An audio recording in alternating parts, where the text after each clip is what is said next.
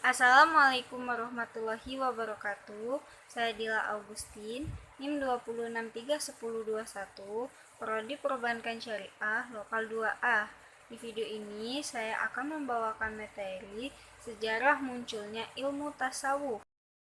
Nah, langsung saja masuk ke materi, yaitu pengertian tasawuf.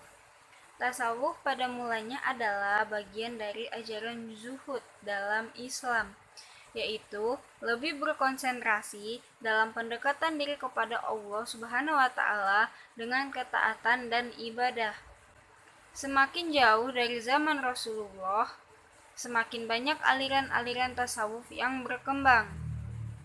Dari perbedaan tata cara yang digunakan oleh masing-masing aliran itu, tasawuf menjadi istilah yang terpisah dari ajaran zuhud.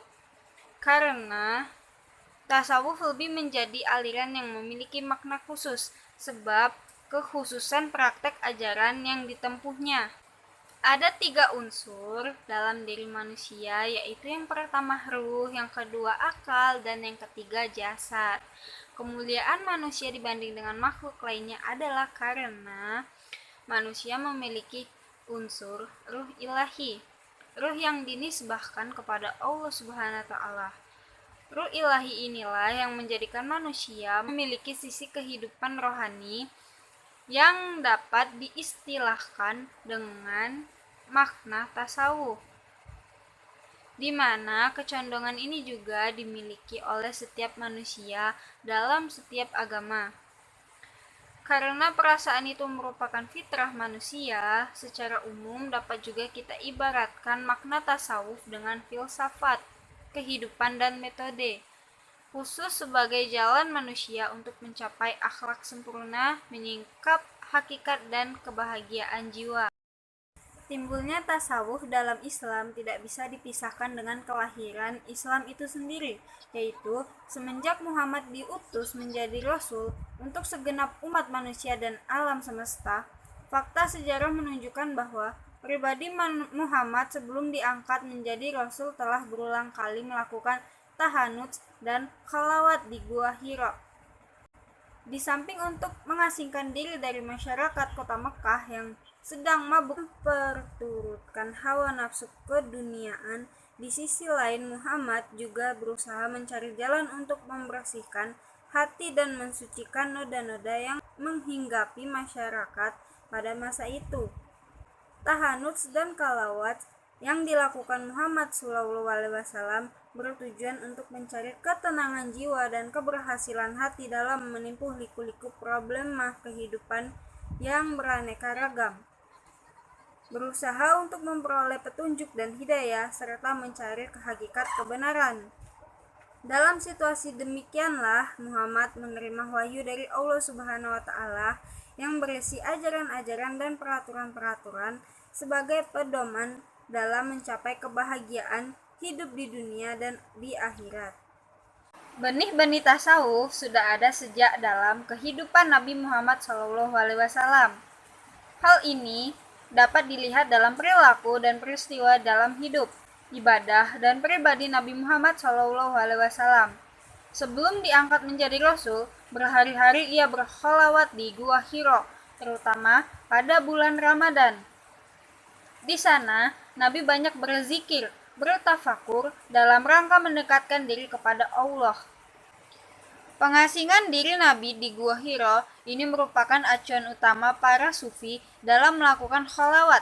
Sumber lain yang diacu oleh para sufi adalah kehidupan para sahabat Nabi yang berkaitan dengan keteduhan iman, ketakwaan, kezuhudan, dan budi pekerti luhur. Oleh sebab itu, setiap orang yang meneliti kehidupan kerohanian dalam Islam tidak dapat mengabaikan kehidupan kerohanian para sahabat yang menumbuhkan kehidupan sufi di abad-abad sesudahnya. Setelah periode sahabat berlalu, muncul pula periode tabi'in atau sekitar abad ke-1 dan ke-2 Hijriah. Pada masa itu, kondisi sosial politik sudah mulai berubah dari masa sebelumnya. Konflik-konflik sosial politik yang bermula dari masa Utsman bin Affan berkepanjangan sampai masa-masa sesudahnya.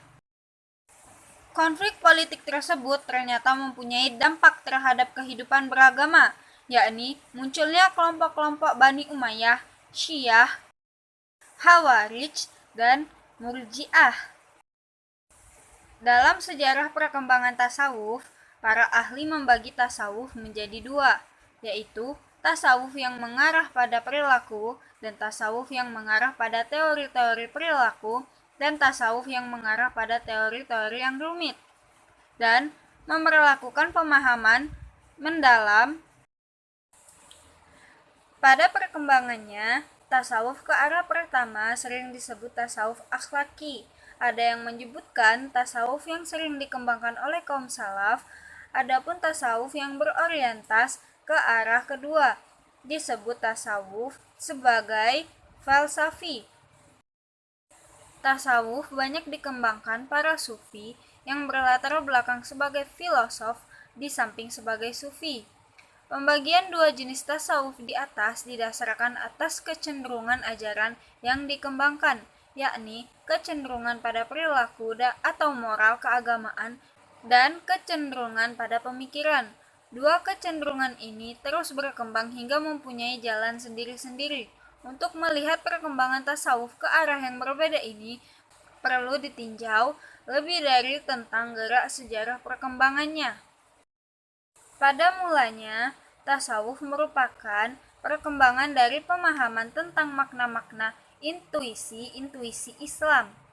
Sejak zaman sahabat, tabi'in, kecenderungan orang terhadap ajaran Islam secara lebih analitis sudah muncul. Ajaran Islam dipandang dari dua aspek, yaitu aspek lahiriah atau seremonial dan aspek batiniah atau spiritual, atau aspek luar dan aspek dalam. Pendalaman dan aspek dalamnya mulai terlihat sebagai hal yang paling utama, namun tanpa mengabaikan aspek luarnya yang dimotivasikan untuk membersihkan jiwa.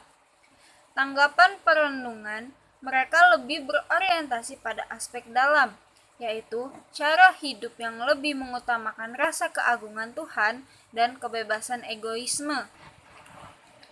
Pada abad ketiga Hijriyah, para sufi mulai menaruh perhatian terhadap hal-hal yang berkaitan tentang jiwa dan tingkah laku. Perkembangan dan doktrin-doktrin dan tingkah laku sufi ditandai dengan upaya menegakkan moral di tengah terjadinya dekadensi moral yang berkembang saat itu. Sehingga di tangan mereka tasawuf pun berkembang menjadi ilmu moral keagamaan atau ilmu akhlak keagamaan. Pembahasan mereka tentang moral akhirnya mendorongnya untuk semakin mengkaji hal-hal yang berkaitan tentang akhlak. Kajian yang berkenan dengan akhlak ini menjadikan tasawuf terlihat sebagai amalan yang sangat sederhana dan mudah dipraktekkan oleh semua orang. Kesederhanaannya dilihat dari kemudahan landasan-landasan atau alur berpikirnya. Tasawuf pada alur yang sederhana ini kelihatannya banyak ditampilkan oleh kaum salaf. Perhatian mereka lebih tertuju pada realistis, pengalaman Islam, dan dalam proyek yang lebih menekankan perilaku manusia yang terpuji. Dengan munculnya para sufi yang juga filosof, orang mulai membedakan dengan tasawuf yang mula-mula berkembang, yakni tasawuf akhlaki. Kemudian tasawuf akhlaki ini identik dengan tasawuf sunni. Hanya saja titik tekan penyebutan tasawuf sunni dilihat pada upaya yang dilakukan oleh sufi-sufi yang memegari tasawufnya dengan Al-Quran dan As-Sunnah. Dengan demikian, terbagi menjadi dua, yaitu sunni yang lebih berorientasi pada pengokohan akhlak dan tasawuf falsafi, yakni aliran yang menonjolkan pemikiran-pemikiran filosofis dengan ungkapan-ungkapan ganjilnya atau syatahiyat. Dalam ajaran-ajaran yang dikembangkannya, ungkapan-ungkapan syatahiyat itu bertolak dari keadaan yang fana, menuju pernyataan tentang terjadinya penyatuan ataupun hulul. Tasawuf akhlaki atau sunni, sebagaimana dituturkan Al-Qushairi dalam Arisalahnya, diwakili para tokoh sufi dari abad ketiga dan keempat Hijriyah, Imam Al-Ghazali dan para pemimpin tarekat yang memadukan tasawuf dengan filsafat, sebagaimana disebut atas para sufi yang juga seorang filosof ini banyak mendapat kecaman dari para fuqaha akibat pernyataan-pernyataan mereka yang pantaitis. Di antara fuqaha yang paling keras kecamannya terhadap golongan sufi yang juga filosof ini ialah Ibnu Taimiyah atau wafat pada tahun 728 Hijriah. Oleh karena itu, perkembangan tasawuf Syi'i dapat ditinjau melalui kacamata keterpengaruhan Persia oleh pemikiran-pemikiran filsafat Yunani. Ibnu Khaldun dalam Al-Muqaddimah telah menyinggung soal kedekatan kaum Syiah dengan paham tasawuf. Ibnu Khaldun melihat kedekatan tasawuf filosofis dengan sakte Ismailiyah dan Syiah. Sakte Ismailiyah menyatakan terjadinya hulul atau ketuhanan para imam mereka. Menurutnya, kedua kelompok ini memiliki kesamaan, khususnya dalam persoalan qut dan abdal. Bagi para sufi filosof, qut adalah puncak kaum arifin, sedangkan abdal merupakan perwakilan. Ibnu Khaldun menyatakan bahwa mirip dengan doktrin aliran Ismailiyah tentang imam dan para wakilnya, begitu juga tentang pakaian compang-camping yang disebut-sebut berasal dari Imam Ali.